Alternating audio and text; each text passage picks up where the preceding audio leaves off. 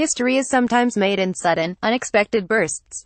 Upon his return to Seoul from his meeting with North Korea's Kim Jong Un, South Korea's National Security Advisor, Chung Eui-Yong, announced on March 6 that South Korea's President Moon Jae-in and Kim Jong Un would hold a summit by the end of April.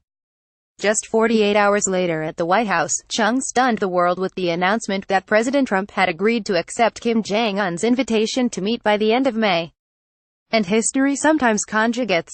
On June 15, 2016, 16 years to the day after the June 15 North-South Joint Declaration failed to herald a new era of inter-Korean cooperation, then presidential candidate Donald Trump made portentous off-the-cuff remarks at a political rally in Atlanta, Georgia. It is worth quoting him at length. One of the papers called, "Would you speak to the leader of North Korea?" I said, "Absolutely, why not, why not? Who the hell cares? I'll speak to anybody. Who knows? There's a 10% or a 20% chance that I can talk him out of those damn nukes, because who the hell wants him to have nukes? And there is a chance. I'm only going to make a good deal for us. But there is a chance. What the hell is wrong with speaking? And you know what? It's called opening a dialogue. It's opening a dialogue." Foreshadowing the event of March 2018, Trump promised, "I wouldn't go there, North Korea, that I can tell you. If he came here, I'll accept him. But I wouldn't give him a state dinner. We shouldn't have dinner at all. We should be eating a hamburger on a conference table." Thus, the vernacular tag of a hamburger summit stuck. South Korea's Moon administration is euphoric. Japan is stunned by the turn of events. China and Russia are ostensibly supportive of direct talks, given that it is exactly what they have called for since the beginning of this crisis. In a twist of irony, it is the United States that seems uncertain and internally conflicted. U.S. experts were wrong-footed by Trump's decision. They rationalized their shock by reflexively adhering to the mantra that the devil is in the details. Leaving to one side the logistics of the two upcoming summits, how serious issues will be addressed and what formidable obstacles will be faced requires deeper scrutiny. What good will come from these summits, and what are the risks involved? By agreeing to the meeting, President Trump has upended decades of standard operating procedures of summit diplomacy and arms control negotiations. There are risks and benefits associated with this move. In March 2016, President Obama met Cuba's President Raul Castro.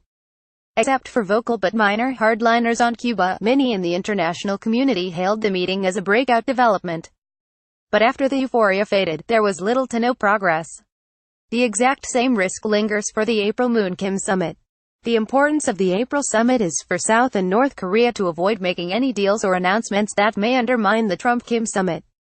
The United States and its allies should not get ensnared in the language of momentum, a tactic that has been used by previous negotiators to justify talks under any conditions.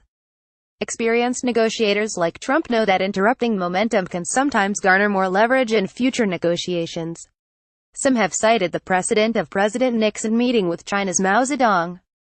But this analogy falls flat. Nixon's overture to China was a strategic gamble to divide and split the USSR-China alliance, not to denuclearize China. To be sure, North Korea wants to be treated as a co-equal, but they are far from that status, and nuclear parity remains a fantasy. But sometimes fantasy influences behavior. North Korea holds a different definition of denuclearization. For Pyongyang, denuclearization is the demilitarization of the Korean peninsula. That means the absence of U.S. military forces. Because North Korea views the upcoming meeting with Washington as an arms control meeting, Pyongyang will do all it can to retain what they have developed already. For them, denuclearization means that they will not develop any more than what they currently have. That may be a North Korean fantasy, but the expectations of North Korea dismantlement by American and allied decision-makers are equally delusional. Though the goals of complete, verifiable and irreversible dismantlement (CVID) are laudable and desirable, the reality that the U.S. and its allies confront is grim. Only 4 countries that possessed, controlled, and maintained nuclear weapons has surrendered them: Ukraine, Belarus, Kazakhstan, and South Africa. The first 3 chose to eliminate their weapons in exchange for security assurances from Russia. But it was only South Africa that had developed and controlled its own nuclear weapons, and then made the subsequent decision to abandon them. The nuclear ambitions of South Korea and Taiwan were thwarted in its inchoate stage by determined and resourceful American diplomatic efforts. On December 19, 2003, Libya announced that it would eliminate its weapons of mass destruction program. Though it had a nuclear program, Libya did not have a nuclear weapon mated to an ICBM at that juncture. North Korea is in a category of its own. Even South Africa's nuclear weapons program had not reached North Korea's level of technical mastery. Though experts differ in their assessment, North Korea's sixth and last nuclear test indicates that it has a thermonuclear weapon. And its ICBM tests demonstrate that North Korea only has the re-entry problem left to perfect in their ballistic missile program. It is a matter of time before they succeed in mastering this final detail. Because of the advanced level of North Korea's nuclear and missile program, interim, half measures by North Korea will be futile and counterproductive. If a big deal is in the making, then the US and its allies should go big. Among the talented inspectors of the U.S. nuclear weapons laboratories, there is a growing concern that verification of an agreement will go the way of past attempted North Korea agreements, and the Iran agreement, without a strong and preeminent verification process integral to the negotiations. The contention over verification led to the collapse of the six-party talks in 2009, and it may lead to the deflation or collapse of the upcoming summits. But even with the imperative of including sampling in any verifiable agreement, we need to acknowledge that verification, like sanctions, is a tool of policy, not the policy. The larger policy framework requires statesmen doing what they should do best, thinking at a strategic level. The model should be South Africa. The guideline should be Britain's deal with China for a 99-year lease on Hong Kong. South African senior leaders made the strategic decision that the continued possession of nuclear weapons would not be in its larger national interest. Trump's major homework is to convince Kim of that logic. North Korean military hardliners may oppose any diminution of its nuclear arsenal. But Kim Jong Un can override that opposition. If, however, North Korea is developing nuclear weapons to ensure regime survival, then the goal of denuclearization isn't feasible. But if North Korea's pursuit of nuclear weapons is guided by the desire to become a respectable regional power seeking to join the international community in some manner, then an incremental arrangement of dismantlement may be attainable. As with the 99-year Hong Kong lease, stretching out the timeline over a generation creates ample political space for the time being, which allows both the US and North Korea to claim that they have emerged victorious out of negotiations. The U.S. can claim that it has received a firm commitment by North Korea to denuclearize, even if it takes 99 years. North Korea can claim that its nuclear weapons program provided the leverage to sit down with the most powerful nation in the world. The North Korean people won't need to be told about giving up nuclear weapons. Under this plan, a number of weapons can be dismantled every few years. This would give both sides what they need even if they cannot get what they want. Time may not heal all wounds, but it can mollify contemporary grievances. In 1982, Paul Nitze had his walk in the woods with the Soviet ambassador, Yuli Kavatinsky, during which they were able to outline possible concessions which President Ronald Reagan and Soviet Secretary General Leonid Brezhnev could discuss at a later summit.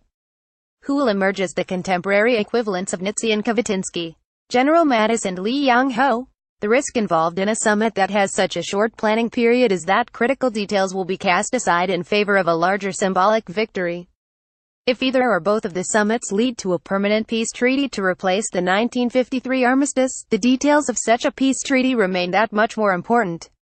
Any consideration of a peace treaty will be forced to tackle the issue of the drawing down of U.S. military forces, for symbolic as well as substantive reasons.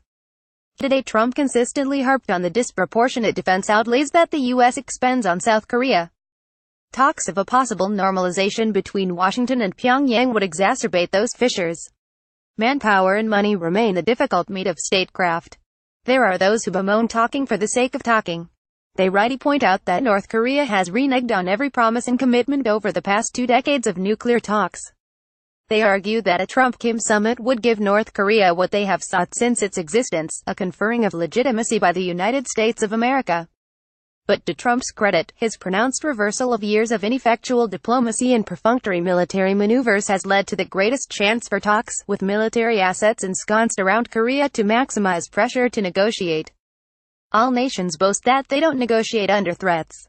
But the opposite is true. To be sure, the summit may not happen.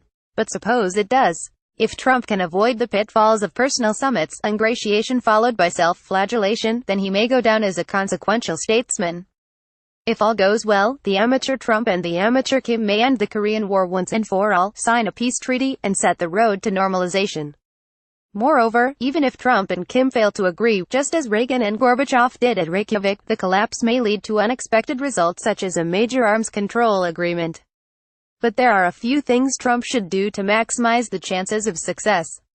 Don't underestimate the 34-year-old leader. You don't rise to the top of a ruthless regime like North Korea by being a soft touch. Exploit your age. Though there are exceptions, Koreans are taught to respect authority. You don't have to treat him like your son, but you do need to comport yourself like an authoritative father.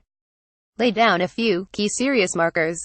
An inspecting team needs to conduct verification to assess past discrepancies in North Korea's nuclear weapons program and stockpile of sensitive nuclear materials.